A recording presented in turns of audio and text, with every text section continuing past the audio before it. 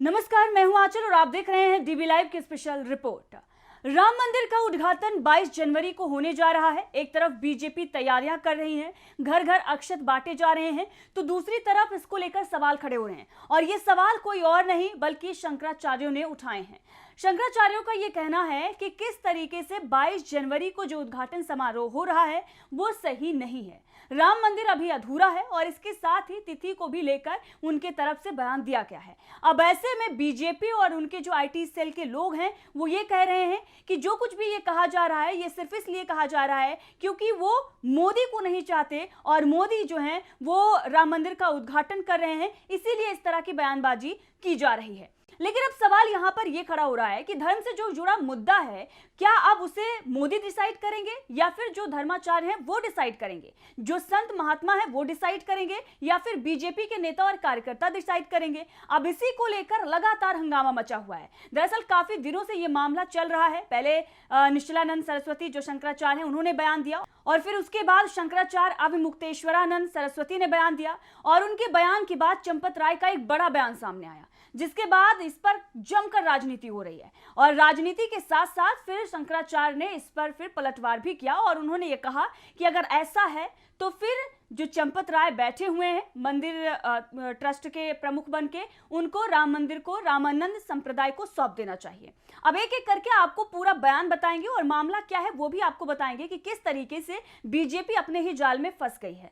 राम मंदिर का राजनीतिकरण जो बीजेपी कर रही है उस पर विपक्ष तो हमला बोल ही रहा है। अब महात्मा और जो संत हैं, जो शंकराचार्य हैं, उन्होंने भी मोर्चा खोल दिया है और बीजेपी से सवाल ये पूछा जा रहा है कि आखिर 22 जनवरी को ही क्यों, जब राम मंदिर पूरा भी नहीं हुआ है। लेकिन जवाब इसका सबको पता है कि लोकसभा चुनाव है और उससे पहले इसे एक बड़ा मुद्दा बनाने की कोशिश में बीजेपी है और इसीलिए 22 जनवरी को प्रधानमंत्री नरेंद्र मोदी वहां जा रहे हैं और तमाम बड़े नेताओं को लेकर प्रधानमंत्री नरेंद्र मोदी वहां जाएंगे। कुछ फिल्मी सितारों को भी न्योता दिया गया है। हालांकि जो बीजेपी के वरिष्ठ नेता हैं, जो पुराने, जिन्होंने राम मंदिर आंदोलन में बहुत बड़ी भूमिका निभाई, जिन्होंने आंदोलन के लिए लड़ाई लड़ी, उनको पीछे धकेल दिया गया है। वो भी नाराज बताए जा रहे हैं और उन्हें इसलिए पीछे हटाया गया है ताकि पूरा फोकस जो है वो प्रधानमंत्री नरेंद्र मोदी पर रहे और लोकसभा चुनाव में इसका फायदा बीजेपी को मिल सके।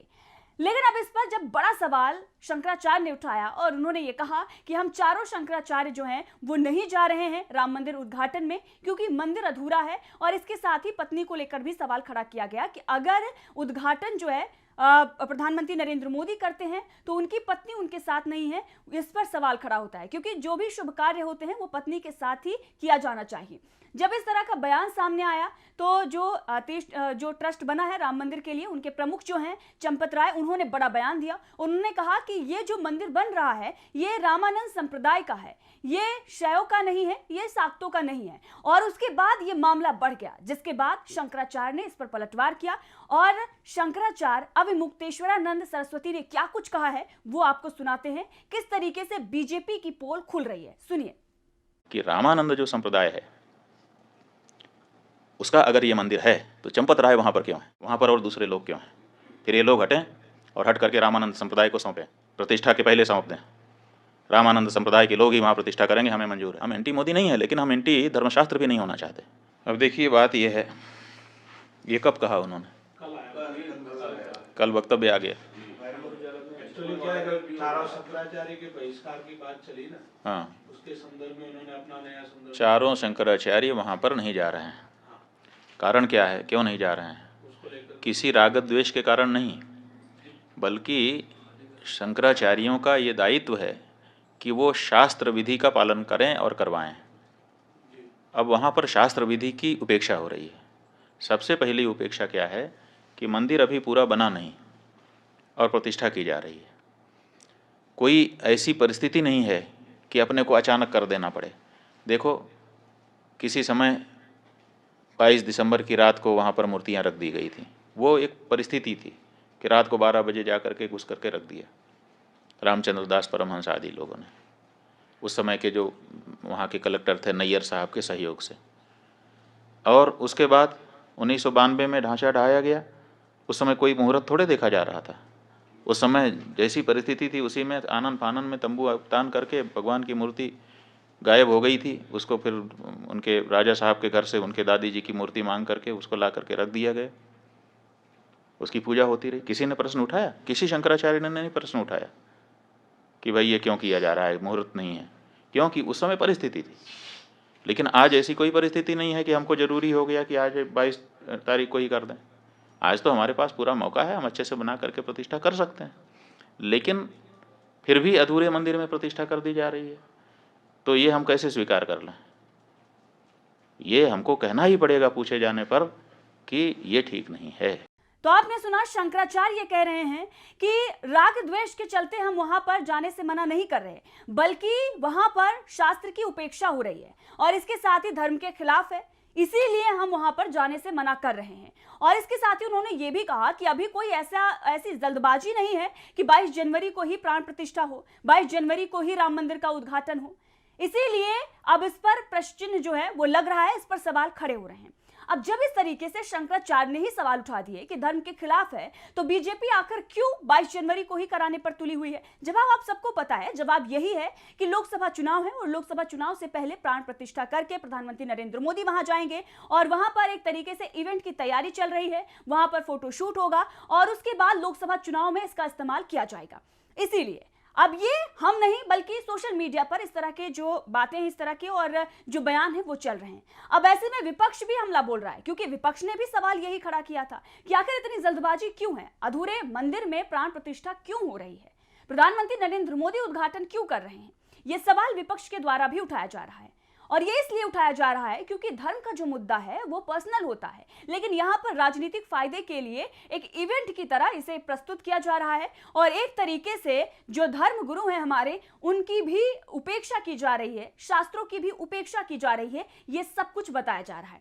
अब इस पर सवाल खड़ा कर रहा है विपक्ष। इसको लेकर सवाल खड़ा करते हुए सुप्रिया श्रीनेत ने भी अपना बयान दिया है ट्वीट करते हुए, और इसके साथ ही तमाम और भी जो दल है, आरजेडी जैसे दल, उन्होंने भी इस पर ट्वीट किया है। विपक्ष इस पर क्या कह रहा है वो हम आपको सुनाएंगे, लेकिन उससे पहले शंकराचार्य निश्चलानंद सरस्वती ने किस तरीके से इस पर सवाल खड़ा किया था और प्रधानमंत्री नरेंद्र मोदी के उद्घाटन में शामिल होने और उद्घाटन उनके द्वारा किए जाने को लेकर भी उन्होंने सवाल खड़े किए थे। क्या कुछ उन्होंने कहा था, सबसे पहले वो आपको सुनाते हैं, सुनिए। मैं सैद्धांतिक व्यक्ति हूँ, समझ क्यों नहीं जा रहे आप? अब मोदी जी लोकार्पण करेंगे, मूर्ति का स्पर्श करेंगे और मैं वहाँ ताली बजा के जय जय करूँगा क्या? मुझे पद नहीं, पद तो सबसे बड़ा प्राप्ति है, मुझे श्रेय नहीं चाहिए, लेकिन थोड़ा आप विचार कीजिए, धर्माचार्य वहाँ क्या रह जाए?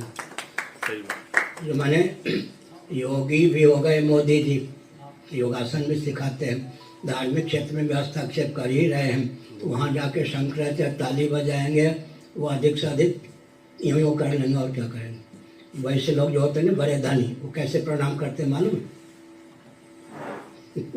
ऐसे मोदी जी अधिक से अधिक यूँ कर देंगे, नहीं तो संतों की ओर देखें भी नहीं। तो मुझे अपने पद की महिमा, अभिमान की बात नहीं है, मुझे अपने पद की गरिमा का ध्यान है, इसलिए नहीं जा रहे। इसलिए नहीं जाता। और निमंत्रण जो दिया गया है, आप चाहें तो एक व्यक्ति को साथ में ला सकते हैं, मुझे जाने की क्या जरूरत है। अयोध्या से मुझे परहेज नहीं है। राम जी मेरे हृदय में, भगवती सीता को मैं बड़ी बहन मानता था, लेकिन ध्यानावस्था में सीता जी ने कहा मुझे छोटी बहन माना करो, तो वो संबंध कोई तोड़ेगा नहीं, अयोध्या से मेरा संबंध टूटेगा नहीं, इस अवसर पर जाना मेरे लिए उचित भी नहीं। तो आपने सुना किस तरीके से शंकराचार्य निश्चलानंद सरस्वती ये बता रहे हैं कि अगर हम वहां पर जाएंगे तो पूरा फोकस तो प्रधानमंत्री नरेंद्र मोदी पर रहेगा और वहां पर जाकर इस तरीके से प्रणाम करना पड़ेगा। तो इसके साथ ही उनके द्वारा ये भी कहा जा रहा है कि जो पद है मुझे मिला है, उसकी गरिमा जो है वो मुझे पता है और पद की गरिमा के चलते मैं वहां पर नहीं जाना चाहता। और इसके साथ ही अगर देखा जाए तो सवाल तो बीजेपी पर खड़े होते आ रहे हैं कि यहाँ पर किस तरीके से राष्ट्रपति और उपराष्ट्रपति को लेकर भी सवाल विपक्ष द्वारा खड़े किए जाते हैं। आरोप ये लगाया जाता है कि सिर्फ और सिर्फ प्रधानमंत्री नरेंद्र मोदी की ही बीजेपी के अंदर चलती है और कहीं ना कहीं जिस तरीके से अगर वो कहीं जाते भी हैं तो वहां पर फोकस जो है मीडिया का वो भी मोदी पर ही किया जाता है। भले ही वहां उनसे बड़े और भी नेता या धर्मगुरु हो या महात्मा हो, लेकिन फोकस प्रधानमंत्री नरेंद्र मोदी पर ही किया जाता है।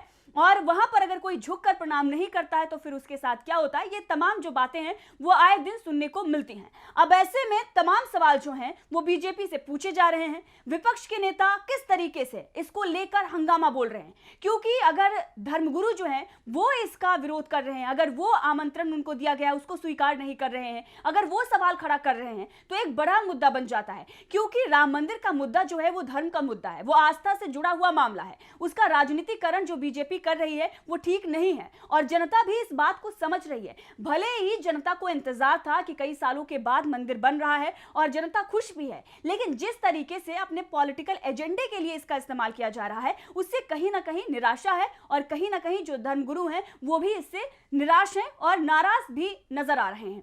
दरअसल सुप्रिया श्रीनाथ ने ट्वीट करते हुए यह कहा है कि प्राचीन भारत सनातन परंपरा के विकास और हिंदू धर्म के प्रचार प्रसार में आदि शंकराचार्य का महान योगदान है। उन्होंने भारतीय सनातन परंपरा को पूरे देश में फैलाने के लिए भारत के चारों कोनों में 4 शंकराचार्य मठों की स्थापना की थी।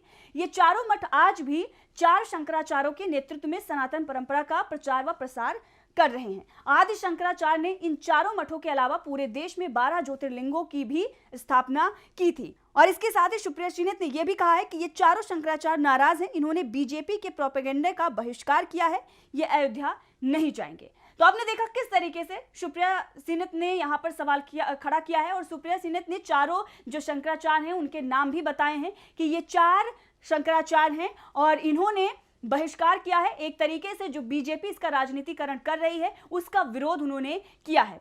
अब ऐसे में सिर्फ सुप्रिया ही नहीं बल्कि और भी जो दल के नेता है और जो और भी दल है वो भी इस पर सवाल खड़ा कर रहे हैं। उनका भी ये कहना है कि अगर विपक्ष सवाल खड़ा करता तो बीजेपी उन्हें एंटी हिंदू बता देती है और कहती है कि ये हिंदू विरोधी हैं, लेकिन जो धर्मगुरु हैं, जो महात्मा हैं, जो शंकराचार्य हैं, जो जिनका पूरा जो समुदाय है, जो धर्म है, वो उनका अनुसरण करता है, अगर वही इस बात पर सवाल खड़ा करते हैं तो क्या वो भी हिंदू विरोधी हो गए? अब इसी को लेकर आरजेडी ने भी ट्वीट किया है, उनके तरफ से भी बयान जो है वो जारी किया गया है और इस पर उन्होंने सवाल खड़ा करते हुए लिखा है कि कोई और सत्य बात कहेगा तो बीजेपी और गोदी मीडिया हिंदू विरोधी बता देगी।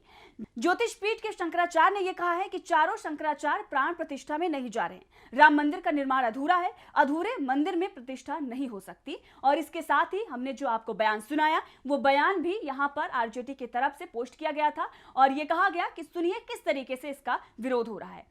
अब इस पर कांग्रेस नेता बीवी श्रीनिवास ने भी ट्वीट किया और उन्होंने इस पर बीजेपी पर हमला बोलते हुए यह कहा कि क्या चारों शंकराचार्य से बढ़कर हिंदू धर्म में कोई संत है?